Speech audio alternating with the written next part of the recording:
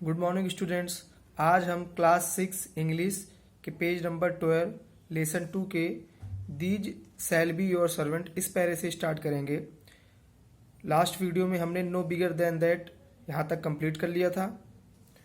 अभी तक हमने इस लेसन द 10 फेरीज में ये पढ़ा कि एल्सा के माता पिता कैसे उसे बहुत प्यार करते हैं, वो उससे कोई काम नहीं करने देते, वो दिन भर खेलती रहती थी सिर्फ, जिस वजह से उसे कोई काम नहीं आता था घर का।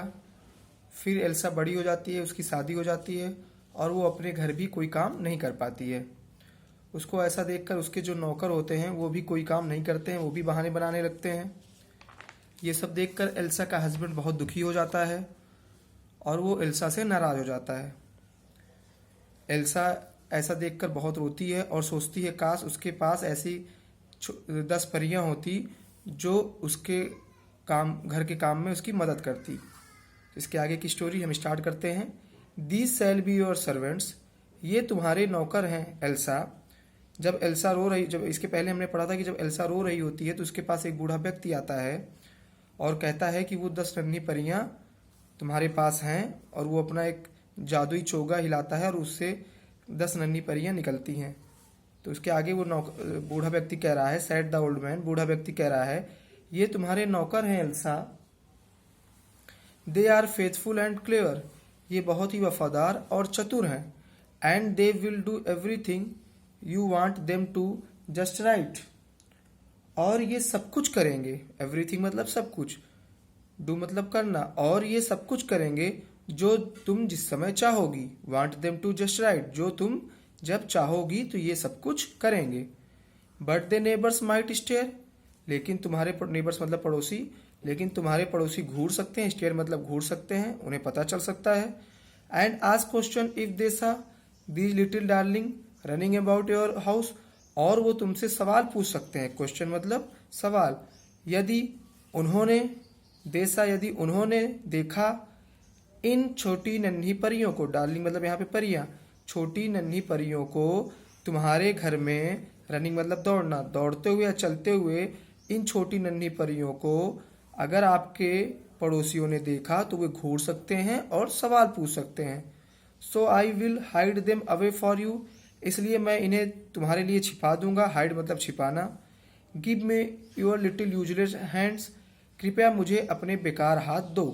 यूजलेस मतलब बेकार, कृपया मुझे अपने बेकार हाथ दो।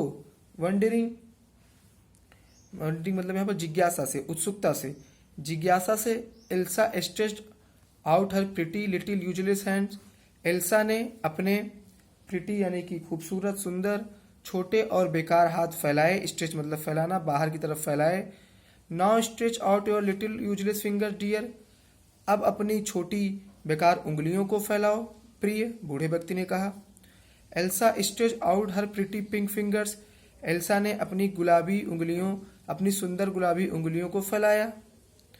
The old man touched each one of 10 little fingers, बूढ़े व्यक्ति ने एक एक करके वो 10 उंगलियों को टच किया यानी कि छुआ। प्रत्येक, ईच मतलब प्रत्येक, प्रत्येक एक एक करके 10 उंगलियों को छुआ।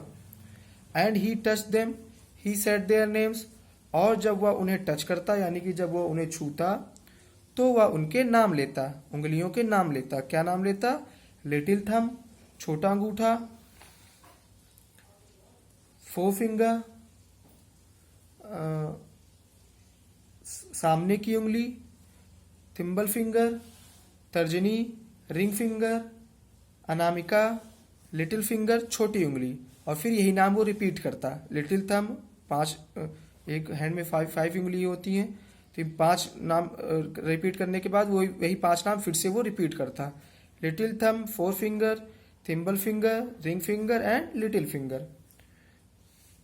And as he name the fingers, और जब वह उंगलियों के, जब उसने नाम ले लिए, वन आफ्टर अनदर एक एक करके, the tiny fairies bowed their tiny heads, तो वो छोटी परियों ने अपने सिर को झुका लिया। बोर्ड मतलब झुकाना। There was a fairy for every name, हर एक परी के लिए, फेरी मतलब परियां, हर एक परी के लिए एक नाम था, यानी उन परियों को इन उंगलियों के नाम से उसने बताया कि ये हर उंगली में एक परी रहेगी। 10 उंगलियों में 10 परी और हर परी के लिए एक नाम था। Hop hide your self away, said the old man. Hop मतलब यहाँ पे कूदना है, फुदकना। बूढ़े व्यक्ति ने कहा, कूदकर अपने आप को इस उंगलियों में छुपा लो, अपने आप को छुपा लो। हॉप हॉप, परियां फुदकती हैं यानी कूदती हैं। The fairies sprang to Elsa knee, to Elsa's knee. परी पहले एल्सा के घुटनों तक, नी मतलब घुटना। Then to palms of her hand, hands मतलब हाथ, पाम्स मतलब हथेली, फिर उसके हाथों की हथेली तक। एंड देन विस्क, और फिर आगे बढ़ जाती हैं यानी कि उसकी उंगलियों में छिप जाती हैं। They were all hidden away in her little pink fingers, वे सब उसकी गुलाबी उंगलियों में, छोटी गुलाबी उंगलियों में छिप जाती हैं, हाइडन हो जाती हैं यानी छिप जाती हैं। अ फेरी इन एवरी फिंगर, हर परी एक उंगली के लिए। And the old man had gone, और बूढ़ा व्यक्ति चला जाता है। Elsa sad and looked with wonder at her little useless hands. Elsa आश्चर्य से अपने छोटे बेकार, यूजलेस मतलब बेकार, मैंने बताया ही आपको, वंडर मतलब आश्चर्य से। एल्सा बैठ जाती है, एल्सा सैड, एल्सा बैठ जाती है। एंड और देखती है आश्चर्य से अपने छोटे बेकार हाथों को। एल्सा बैठकर अपने छोटे बेकार हाथों को आश्चर्य से देखती है। एंड द 10 यूजलेस फिंगर्स, और अपने 10 बेकार उंगलियों को देखती है। But suddenly the little fingers began to stir, stir मतलब होता है हिलना, लेकिन अचानक छोटी उंगली हिलना शुरू कर देती है, मतलब उसमें कुछ हलचल होती है। स्टिर मतलब हलचल या हिलना। The tiny fairies who were hidden away there were not use to staying still, वे छोटी परियां जो उसके हाथों में छुपी हुई थी एल्सा के, they were not use to staying still, वे एक जगह रुकने की अभ्यस्त नहीं थी। स्टिल मतलब होता है कि रुकना, स्थिर होना, यानी कि एक जगह स्टिल मतलब रुकना, स्टेइंग मतलब रुकना, स्टिल मतलब स्थिर यानी रुका हुआ। वो एक जगह स्थिर होने की अभ्यस्त नहीं थी। And they were getting restless, और वो बेचैन हो रही थी। रेस्टलेस मतलब बेचैन होना, परेशान होना, और वो बेचैन हो रही थी। They stirred so that Elsa jumped up, उनके हिलने से यानी कि उन उंगलियों के हिलने से एल्सा उछली यानी एल्सा उछल के and run to cooking table, और कुकिंग की टेबल की तरफ भागी। उन उंगलियों के हिलने से एल्सा उछलकर मेज कुकिंग टेबल की ओर भागी। And to hold of the bread board, और उसने ब्रेड बोर्ड पकड़ लिया यानी रोटी बनाने वाला चीज, और उसने ब्रेड बोर्ड को पकड़ लिया। No sooner had she touch the bread board, इसके पहले उसने कभी भी ब्रेड बोर्ड नहीं पकड़ा था। नो सूनर मतलब इसके पहले, टच मतलब छुआ, ब्रेड बोर्ड मतलब ब्रेड बोर्ड, इसके पहले उसने ब्रेड बोर्ड को कभी भी नहीं छुआ था। Then the little fairies began to work, जब तक कि वो छोटी परियां काम करना नहीं शुरू की, यानी कि उन छोटी परियों के काम करने से पहले एल्सा ने अभी तक कभी भी ब्रेड बोर्ड नहीं पकड़ा था, यानी कभी भी रोटी नहीं बनाई थी। They, next page, they measured the flour, उसने आटे को नापा, यानी रोटी बनाने के लिए जो आटा हम लेते हैं, उसने आटे को नापा। मिक्स द ब्रेड, उन आटों को मिलाया। नीड द लोव्स, और उन्हें फिर गूथा, आटे को फिर उसने गूथा। And set them to rise quicker than you could wink, और उसे and set them to rise, और उसे तैयार भी कर लिया, यानी कि आटा गूंथ कर तैयार भी कर लिया, उसकी रोटी भी बना ली। क्विकर देन यू कुड विंक, जितनी देर में तुम झपकी ले सकते हो, यानी कि कोई व्यक्ति जितनी देर में झपकी ले सकता है उतनी देर में तो एल्सा ने आटे को भी माप लिया, रोटी उसको गूंथ भी लिया, और उसकी रोटी तैयार भी कर ली, यानी कि बहुत तेजी से काम कर लिया। And when the bread was done, और जब रोटी बन गई, it was the nicest you could wish, या उतनी अच्छी थी जितनी तुम उम्मीद कर सकते हो, यानी कि जितनी अच्छी आप सोच सकते हैं ये उतनी अच्छी थी जब रोटी बन गई। Then the little fairy finger seize the broom, अब छोटी परी उंगलियों ने, ब्रूम मतलब यहाँ पर झाड़ू, झाड़ू को पकड़ लिया, सीज मतलब पकड़ना। And it a twinkle they were making the house clean, और टिमटिमाते हुए वे घर को साफ करने लगी। क्लीन मतलब साफ करना, घर को साफ करने लगी। एंड सो इट वेंट, और इट ऑल डे, और ऐसा पूरे दिन चलता रहा, ऐसा पूरे दिन चलता रहा। Elsa flew about from one thing to another, Elsa एक चीज के बारे में, एक चीज से दूसरे चीज के बारे में सोचती, यहाँ फ्लू मतलब सोचना, उड़ना नहीं होगा। एल्सा एक चीज से दूसरे चीज के बारे में सोचती। And the 10 fairies did it all, और वो 10 की 10 परियां सब चीजें कर देती जस्ट राइट, तुरंत ही। When the maid से द मिस्ट्रेस वर्किंग, मेड मतलब नौकरानी, मिस्ट्रेस मतलब मालकिन, मालकिन या गृहस्वामिनी, मैंने बता चुका हूं मैं।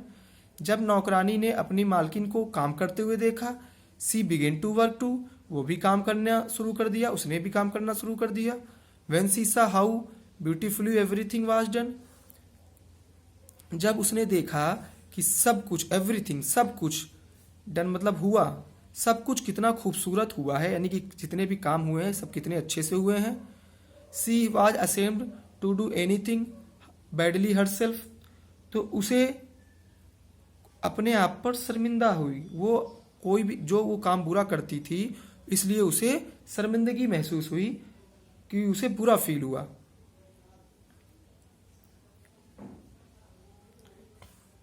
इन a little while the house work was going smoothly, थोड़ी देर में ही घर का काम, हाउस वर्क मतलब घर का काम, स्मूथली मतलब सुचारू रूप से, थोड़ी देर में ही घर का काम सुचारू रूप से चलने लगा। And Elsa could laugh and Singh again, और एल्सा फिर से हंसने लगी और गाने लगी, सिंग मतलब गाने, और गाने लगी। Last para, there was no more crossness in that house, अब घर में कोई भी अप्रसन्न नहीं था, क्रॉसनेस मतलब अप्रसन्न या दुखी, अब घर में कोई भी अप्रसन्न नहीं था। Elsa husband grew up proud of her that he went about saying to everybody, everybody यानी सभी से। एल्सा का पति उस पर गर्व करने लगा, यानी एल्सा के पति को उस पर इतना गर्व हुआ कि वह सभी से उसके बारे में बताने लगा, यानी उसकी तारीफ करने लगा। एवरीबडी सभी से, सेइंग मतलब कहना, सभी से उसके बारे में कहने लगा, उसे अपनी पत्नी पर इतना गर्व हुआ। My grand mother was a fine house keeper, क्या कहने लगा, मेरी दादी एक अच्छी गृहिणी थी। And my mother was fine house keeper, मेरी माँ भी एक अच्छी गृहिणी थी। हाउस कीपर मतलब गृहिणी, फाइन मतलब अच्छी। But neither of them could hold a candle to my wife, लेकिन उनमें से कोई भी या उन दोनों में से कोई भी मेरी पत्नी जैसा नहीं था, यानी मेरी पत्नी जैसे गृहिणी नहीं थी। She has only one maid, उसके पास केवल एक नौकर है। But to see the work done, लेकिन वो काम ऐसे करती है, या आप उसके काम को जब देखेंगे, you would think she had as many servants as she has fingers on her hands, तो ऐसा लगता है जैसे उसके हाथों में, उसके हाथों की उंगलियों में कई नौकर हैं, उसके हाथों की उंगलियों में कई नौकर हैं। उसके पति ने कहा। व्हेन एल्सा हियर दैट, जब एल्सा ने ऐसा सुना, सी यूज्ड टू लाफ, उसे हंसी आई। बट सी नेवर टोल्ड, लेकिन उसने कभी नहीं बताया। क्या नहीं बताया? कि उसके हाथों में वो छोटी छोटी 10 परियां आ गई हैं जो बूढ़े व्यक्ति ने उसे दी थी। तो क्लास 6 बड़ी प्यारी स्टोरी थी, आपने एल्सा के बारे में पढ़ा। इस लेसन के मैंने 2 वीडियो बनाए। फर्स्ट पार्ट मैंने आपको पहले ही आपको स्कूल के ग्रुप पे डाल दिया था, सेकंड पार्ट अभी हम पोस्ट करेंगे। तो दोनों फर्स्ट और सेकंड पार्ट को आप 1 बाय 1 वीडियो प्ले करेंगे तो लेसन बहुत अच्छे से समझ में आ जाएगा आपको। इसके बाद आपकी एक्सरसाइज है, तो क्लास 6 स्टूडेंट्स एक बार इस एक्सरसाइज को आप खुद से ट्राई करेंगे, fill in the blanks, true false वगैरह, कितने क्वेश्चंस आप कर पाते हैं। अगर आप मीनिंग ध्यान से सुनेंगे तो कुछ क्वेश्चन आप जरूर कर लेंगे। तो एक बार इस लेसन को आप अच्छे से रीड करिएगा, द 10 फेरीज। उसके बाद फिर इस लेसन को के एक्सरसाइज को करने की कोशिश करिएगा।